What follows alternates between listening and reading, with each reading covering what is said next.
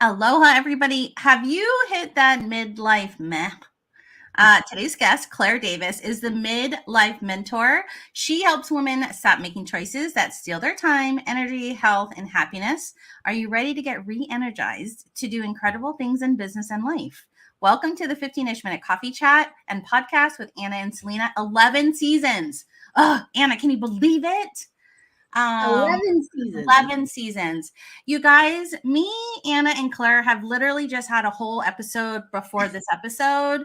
For a minute, I momentarily forgot we were not recording and that we hadn't even started. So I'm obsessed with this lady, and Anna and I are going to go just stay with her when we go. I know, right? When you were reading the intro, I wanted to be like, yes, I'm ready. I'm ready.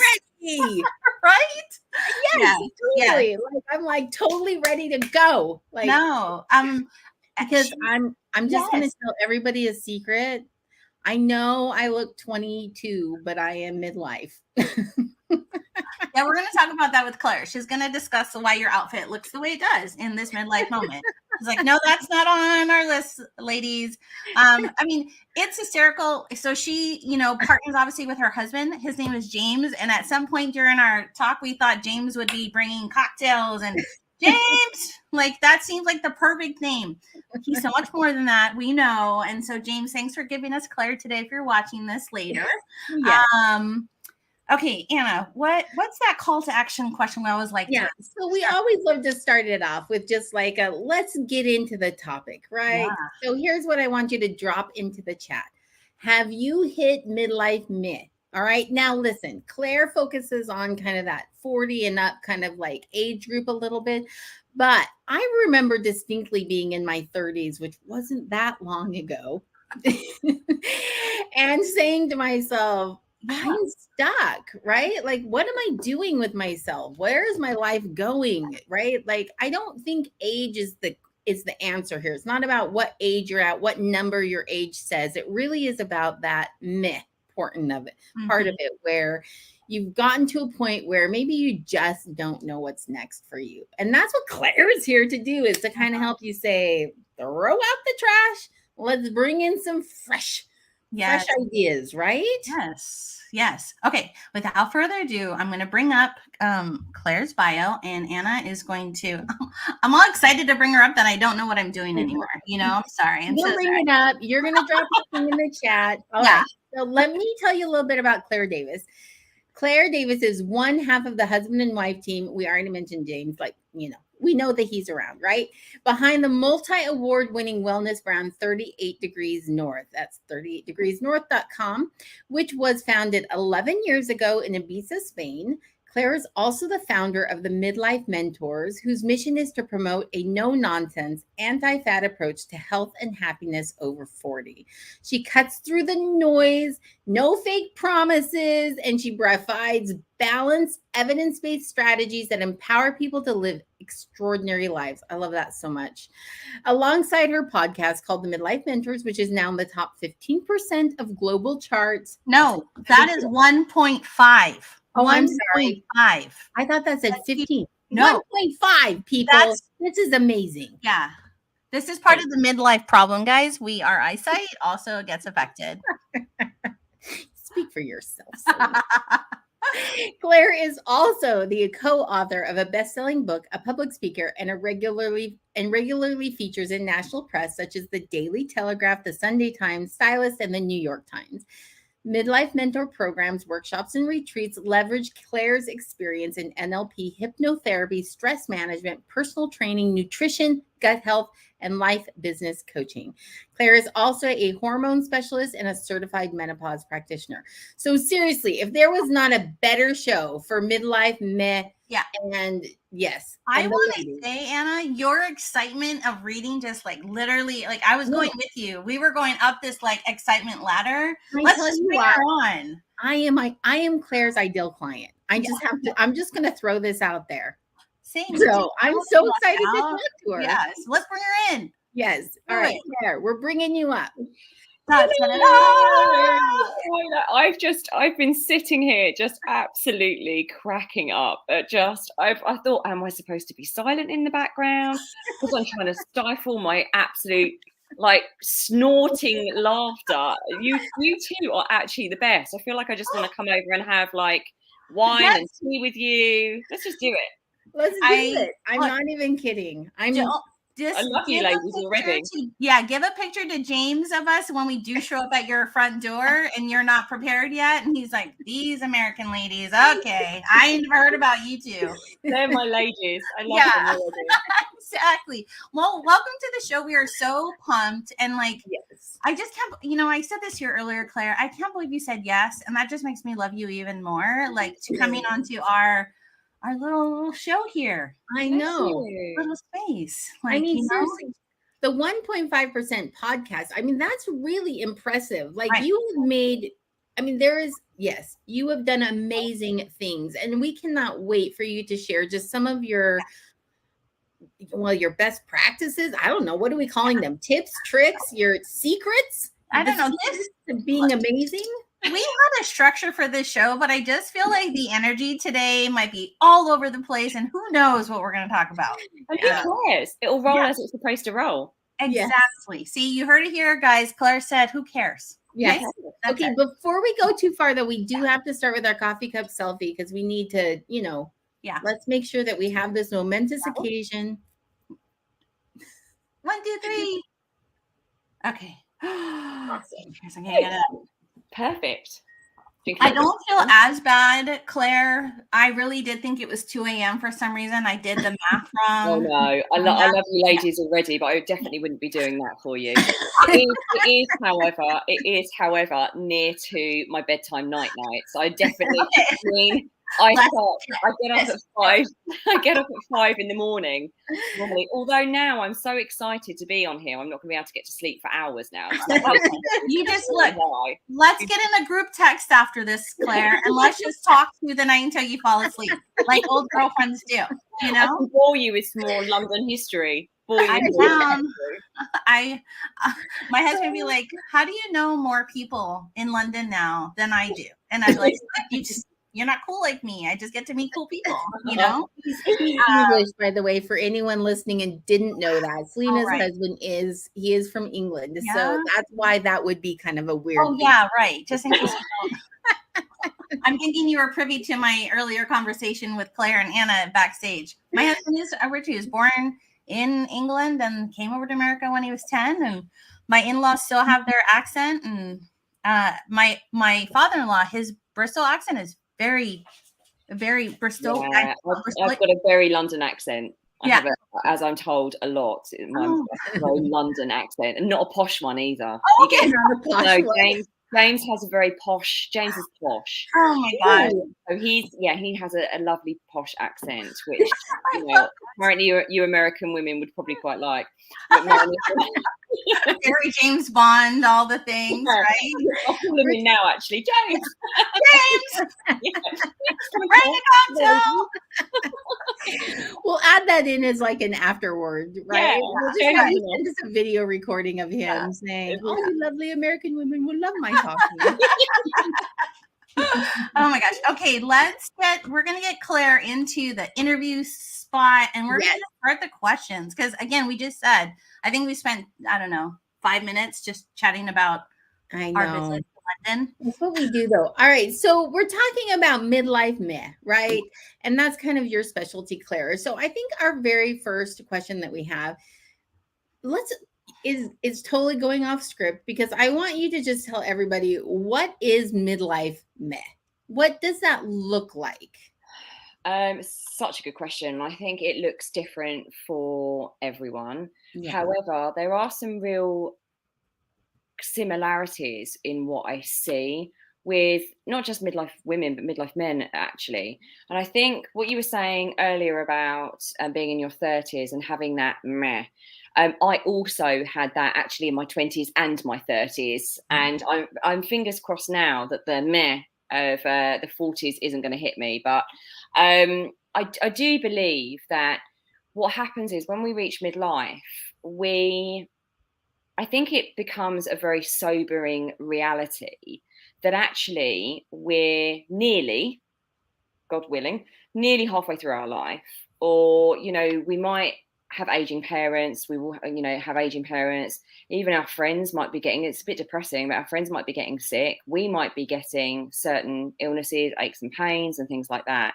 But it's more what happens psychologically when that stuff happens, because we start asking ourselves some really soulful questions, is what I would say. We start asking ourselves, okay, well, all of these things that I have strived for, pushed for, created in my life, the status that I have, who I believe I am, is that how I want the rest of my life to be? Is that who I want to be? And is this trajectory of my life how I would be happy for it to continue? And, we add into the mix hormones. Obviously, I talk about menopause a lot. We add that in, and that impacts us not just physically, but emotionally. So we find ourselves, our mood goes up and down. We find that very, very hard to deal with. Our body is changing, and we're going through some big, big life changes. We actually call it the second adolescence, because that's actually what's happening with our hormones. When we were teenagers, those crazy hormones that just sent you wild, that's actually the second time that happens in our life. The only other time that happens in our life is at midlife. So yeah, I'm going to send this part right here to my husband and my daughter so that it can explain those like really quick changes in the mood of the house, but that totally makes sense, because like you're right. I mean, I roll out of bed and my knees are hurting, and and it just puts you in it sets a tone like emotionally. Yeah. I love all the things that you mentioned, because there's so many contributing factors, right? I mean, you mentioned aging parents, which is a big one, right? Like, and aging children, for that matter. The empty nesting syndrome is coming on the other end, and then physical changes, and then just that emotional, like the emotional weight of all of that happening, and not knowing, like, am I in the place I want to? Did I imagine myself like here at this age? And it does get depressing. Yeah. And I think we can feel a bit duped, if I'm honest, because ever since we go through the school system, you go through the school system and you're like, okay, and you get to the next year and then you'll be a big boy or a big girl. Then you'll get to the next one, and then you'll get to what we call like junior school, and then you'll be a big girl, and then you get to a certain age, you get to decide what you want to go and do at university, and then when you come out and do your job. So it's always the promise that you're going to be fixed, always the promise that you're going to reach some nirvana of happiness. And what we realize again at this point in our life is, oh my goodness, like happiness is not from external things, or why was I told that? But actually we've never really learned to discover our own inner peace, and we've never really understood that happiness is an inside job, and we've certainly never been taught how to cultivate that. Yeah. So big changes. Okay, so we're all here, right? Like, I know I was joking about being in my 20s. I'm not, just in case anybody was shocking, Anna. Shocking. But okay, so now here we are. We've hit midlife. You've hit this moment. You're like, I feel duped. I'm frustrated. I don't know what to do. What's next? Like, one of the things, Selena, and I really loved about kind of what you were saying in your intake form when you submitted it for this show, was that we stopped taking risks at some point, right? So this is question number 2 coming at you. Like, why is it so important to start taking risks in midlife? Because that's a scary time to start taking risks. We were like, yeah, it is. And it's so, actually one of our most popular podcast episodes was around, taking risks at midlife, because I think it really resonates. And we always say, when we're in our early years, we play to win, and when we reach midlife, we play not to lose. So we play not to lose all our status, our things, our stuff, our relationships. Like we get so stuck in our comfort zone. And that's our subconscious mind's been built up over years and years and years of failures, or what we would call failures, but I never believe that there are failures. There's just reason, ways that didn't work, and they'd sent us in a direction we're supposed to go in. But we build up all these kind of memories, these beliefs, these patterns of behavior, societal expectations, all of this kind of stuff. And so our subconscious mind feels more and more unsafe when you want to take a risk, because it is scared of feeling that way in the way that it did when, if it goes to the roller deck basically of your mind and goes, oh, remember when that happened, remember when that happened. So it just keeps you very, very stuck. And that happens to all of us. And that subconscious mind can feel very powerful, and it can feel like that's who you really are. But like actually really understanding the subconscious mind, really understanding neuroscience, that we can reprogram the neurons in our brain. We can build new neural pathways that help us take more risks, but we need to understand what our limiting beliefs are, why we keep coming up against resistance to change, why we keep self-sabotaging, all of that kind of stuff. That's really, really empowering. But then understanding how we can start rebuilding new neural pathways. And that only really happens when we start taking action. Yes, we can look at beliefs and we can see which ones keep us stuck, which ones are limiting us, where they came from. But then it's about really taking action to change those beliefs, but also doing the external action. So, you're never going to gain confidence taking risks unless you start taking some risks. You're never gonna build momentum unless you take a step forward. And I always say, you don't have to take those risks. We're not saying crazy risks. We're not saying like put up your house up for sale and start a business. We're not saying like, we're just saying actually take some smaller risks, like go and start a new hobby, go and do a dance class, go and learn a language, start writing a book, go and do the course, go on the date, on the online date. Just put yourself in certain situations which take you out of your comfort zone.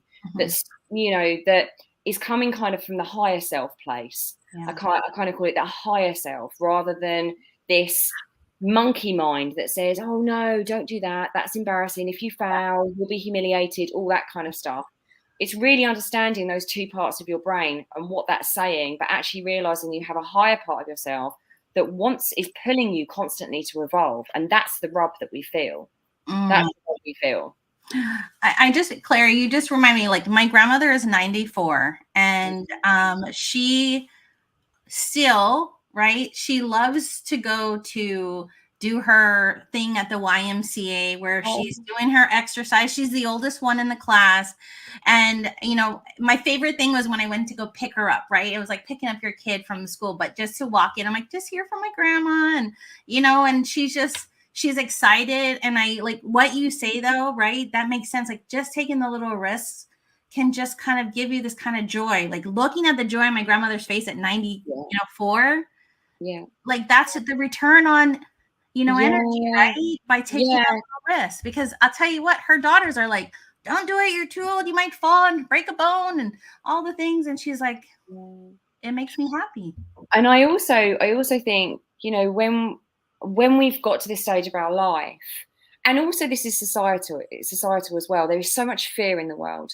We are bombarded with fear messaging. We are bombarded with scarcity mindset, what I don't have rather than what I do have, which is, again, what we really ask people to focus on when they come on our programs or I coach them. But what our brain tends to do is over-catastrophize what can go wrong. And actually what you want to start doing is teaching it like a child, basically, that, okay, I'm not going to go wildly off course here. I'm not going to go and do something crazy, but I am going to go and do something that will bring me joy.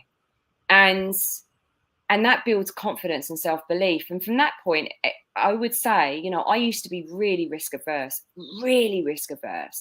But running my own business, I had to learn to take myself out of the comfort zone, actually see it as a signpost. If I'm feeling uncomfortable, and my brain is going, no, I'm like, okay, that's a signpost that I need to do this, that's something I must do. And as I take more risks, I become less risk averse and I become more confident that I'm always going to be okay. Like I'm always going to be okay. So I love this conversation because I think I'm pretty adventurous just in general, right? The things I like to do, and maybe a little bit of an adrenaline junkie in that sense, right? Maybe a little bit.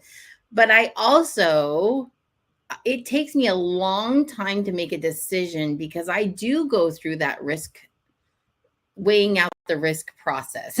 Selena's like, yes, she does, right? And nodding her head over there. You're muted, by the way, but yes. So when I do finally make a decision to do something, it's because I have weighed every little bit or piece before I said, this is what I'm going to do. Like, is that detrimental? Like, are you saying, I mean, like, does it matter how you get there as long as you're taking the risk?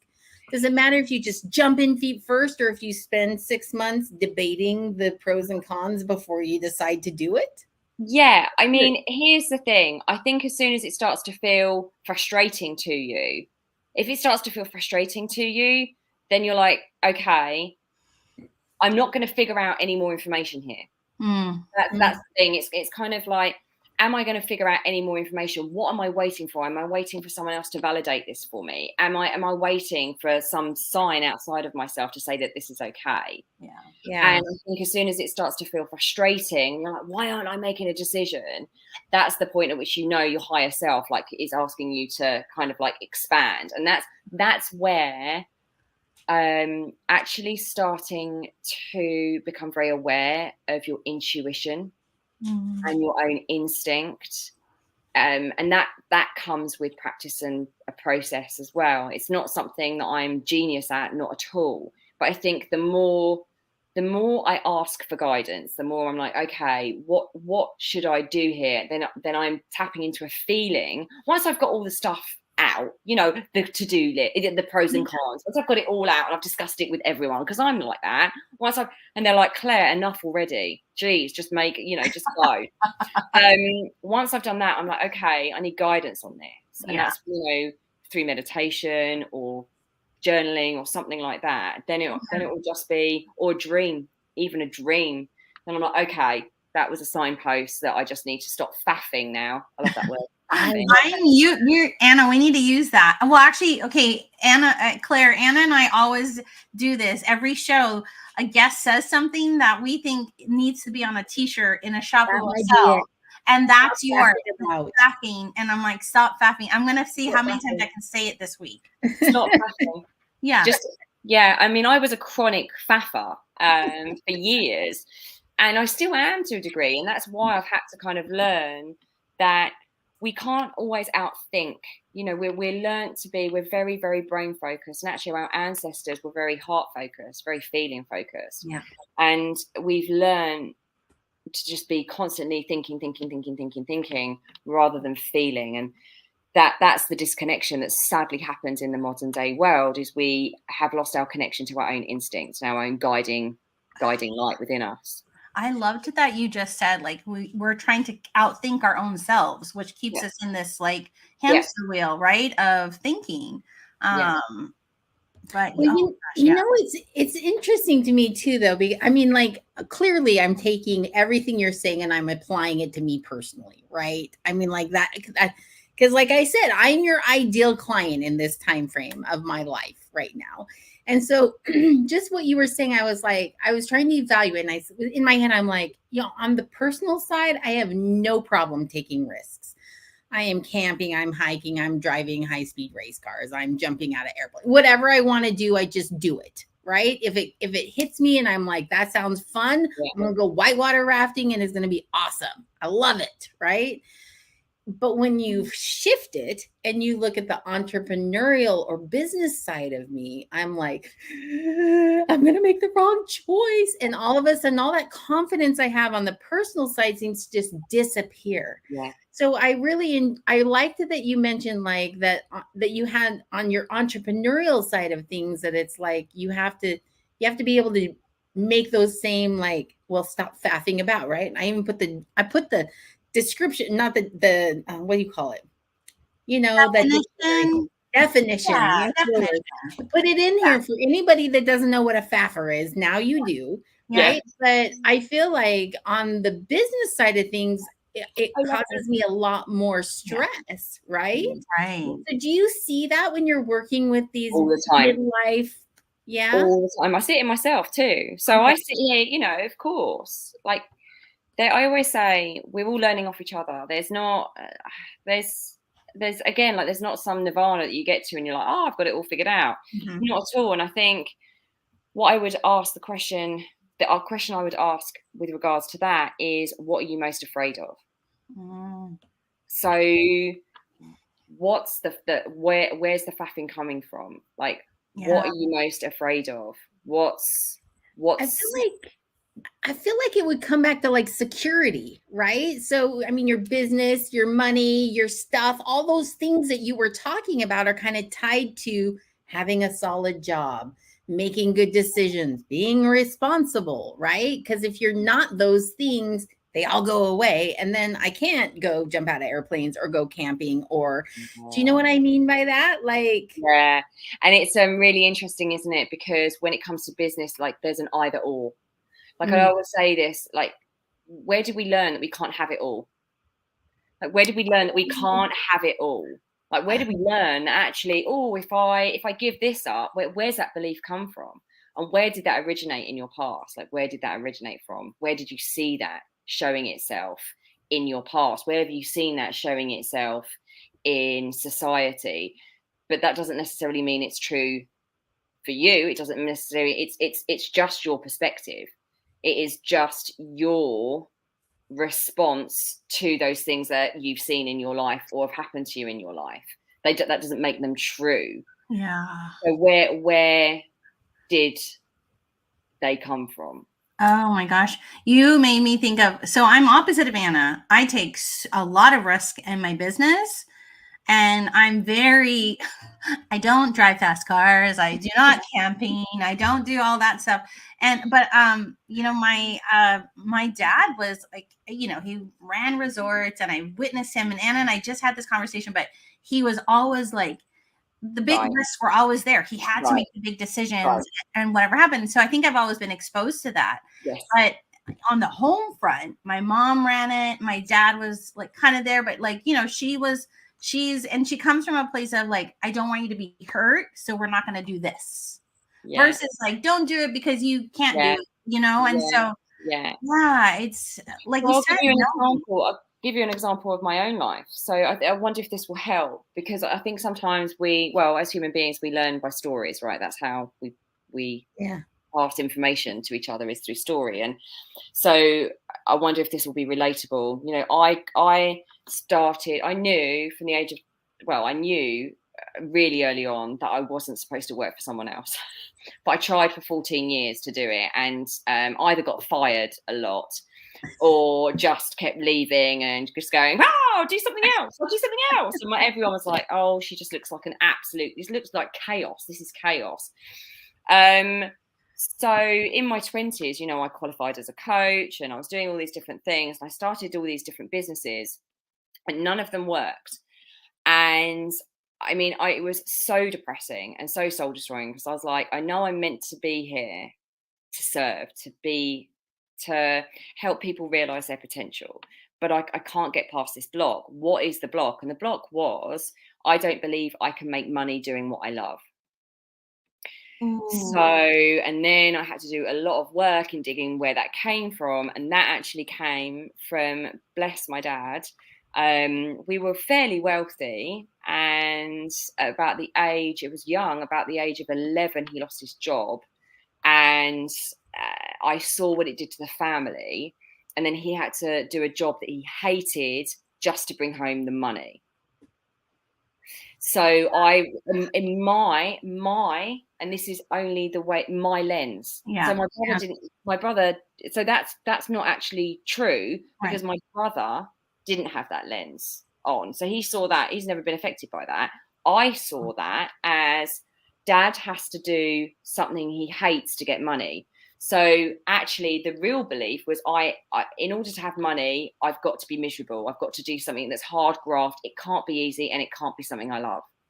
That is so interesting. And I think though, like you just saying it just talks about just when we can get to that point of self-awareness, right? It allows you to dig deep and do the work you need to do because, and I find it super fascinating about how in the same household, your sibling had a different lens.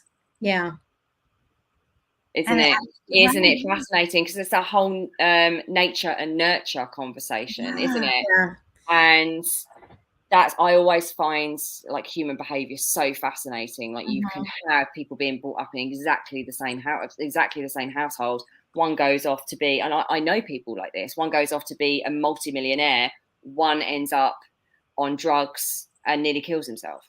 And you're like, what? And we have different responses because we're so individual. We have different responses to the same, you know, if you saw a car accident outside, I would have a very different version of events of what happened to everyone else. Yeah. So what would be like your final, like not your final thought, but when you're taking this information that we've been talking about, this midlife meh, making these self-actualized, like having these self-actualization conversations with yourself, taking that information, whether you do it by yourself or with a coach, right? Like, you know, whatever that looks like, whatever that process looks like for you, what's like your final, what is it that you're like saying, do this, like get out there, because we talked about risk, we've talked about kind of applying it to your entrepreneurial life, like what's that big roundup message that you throw at people that are in this stage where you're, I mean, because I love what you just said, where did you learn you can't have it all? I kind of almost feel like that might be it, like you can have it all. That is what I would say. I would say, well, do you know what? First, I would say, because I was asked this on a podcast yesterday, I would say get support. Okay, so if you are feeling like really meh and really lost and really low and isolated, I would say, and I know that's really hard when you're feeling like that, because I've been there. It's really hard to reach out for support and community, but there are people there that are willing, even with free stuff. Like James and I do free stuff all the time. We've got our community. We've got so much. And you don't have to reach out to a person. This is the beauty of an online space now. You can join groups. You can feel connected to people in a very disconnected world. So do reach out for help is one thing I would really, really say. And the next is find those people that you can borrow belief from, right? So when you don't have belief in yourself, you will find people that you can borrow that belief from for a while until you develop until you find a solid footing and a solid grounding of your own self-confidence. And there are people out there that literally have been designed in this world to do that with you. I've been blessed that I found those people in my life, and you know, now I want to hold out my hand and just say, look, I don't know it all. I've got loads to learn. I am not sorted at all. I am not in any way perfect. I've got so many flaws, but I want to hold out my hand and go, okay, I believe in you this way. And we're not doing it for any other reason other than because that's what we were born to do. So this is what's so great about this, right? Like you're saying it in such a way where I'm like, I can apply this to my personal life, but also my entrepreneurial life, right? Like as a business person, it's just as important to have those people that believe in you, the business side, as it is that believe in you on the personal side, right? And sometimes they cross over, you know, like Selena, like the three of us who are now best friends, right? Yeah. We're all best friends now, right? I know. Claire, James is going to be so sad he missed this one. Not invited to. You missed out on this. Yes. The amigos, you've missed out. I love it. But sometimes they cross over, but not all the time. And so I think that's so important. Like, that's why, like, things like networking and making those connections that, you know, I mean, I know this is also something that you talked a little bit about in your intake form, just like the importance of networking and making good connections and having not just acquaintances, right? It goes deeper than that, right? Yeah, totally. It's actually about and this is a mistake I made, for especially during COVID.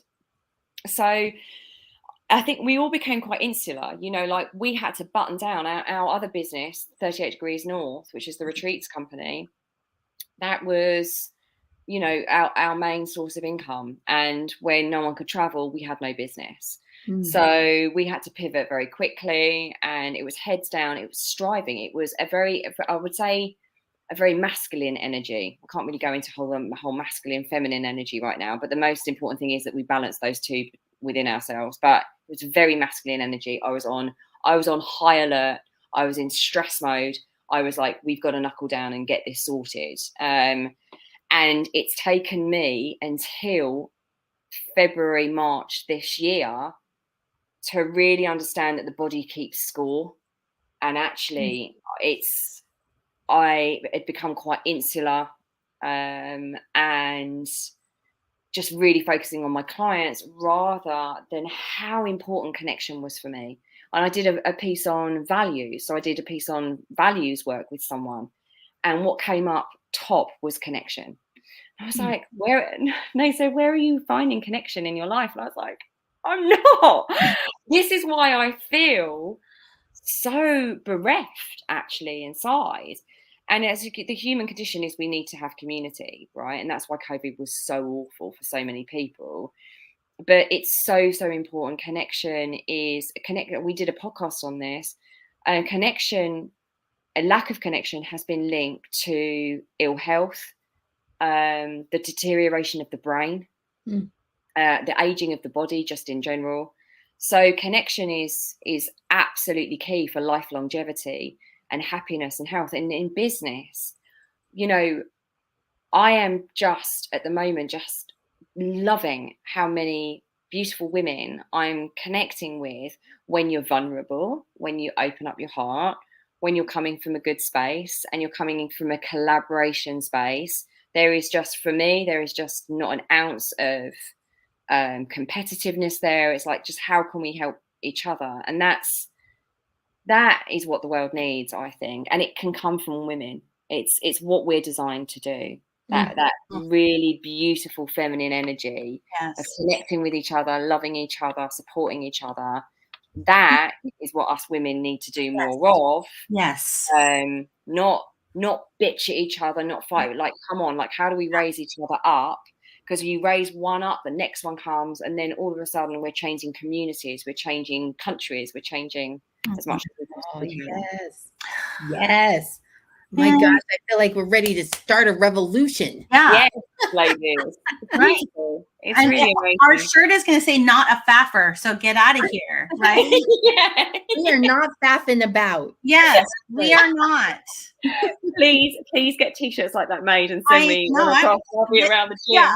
Yes, we're going to hand deliver it to you in London, because that's just how strongly I think Anna and I feel about this.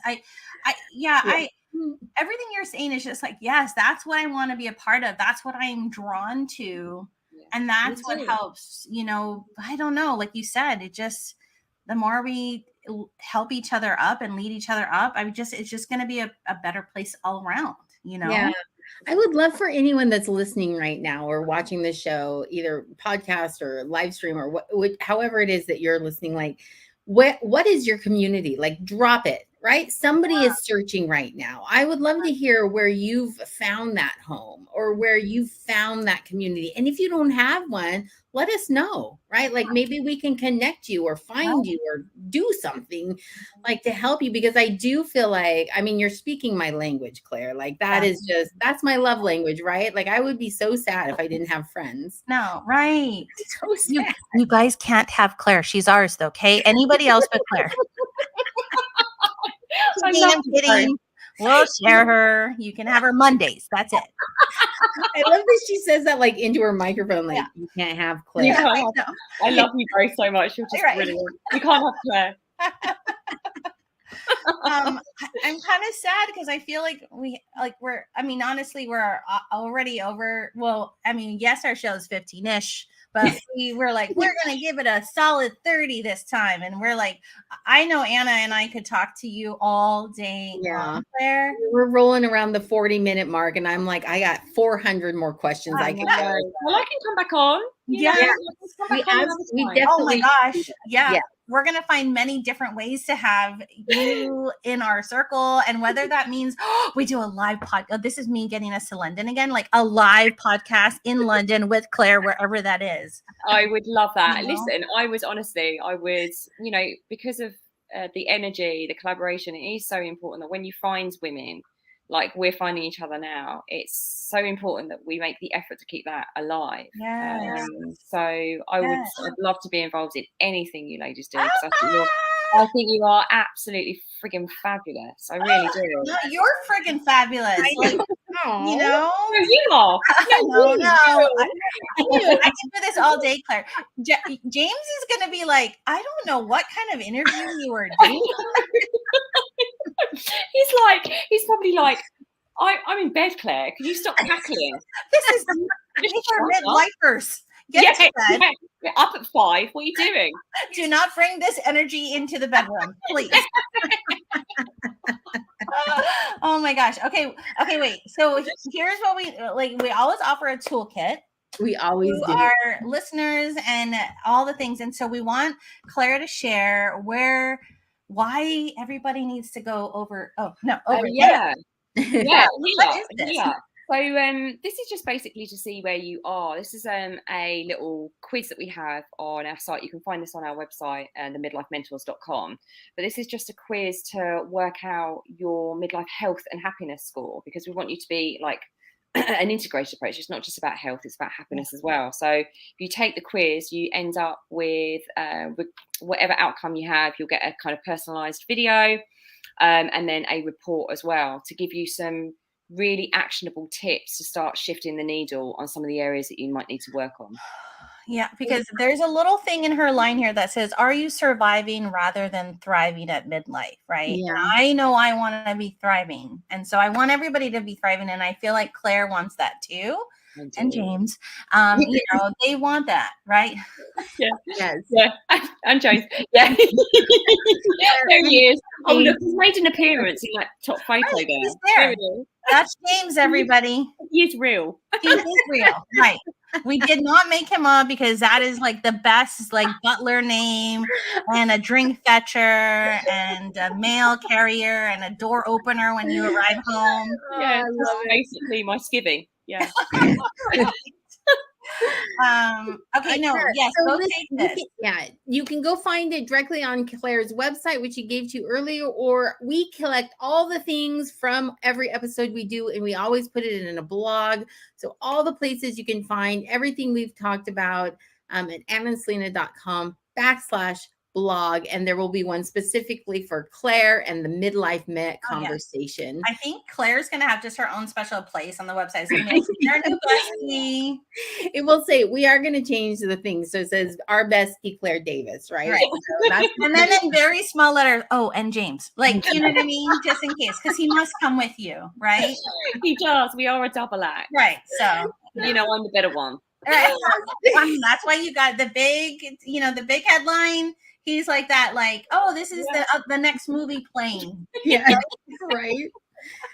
Okay. When you take this quiz, if you decide to take action on it, drop it into your social platforms somewhere and tag us in it. Okay. Yes. Again, all the places to tag will be in that blog post. So go find it. Let us know.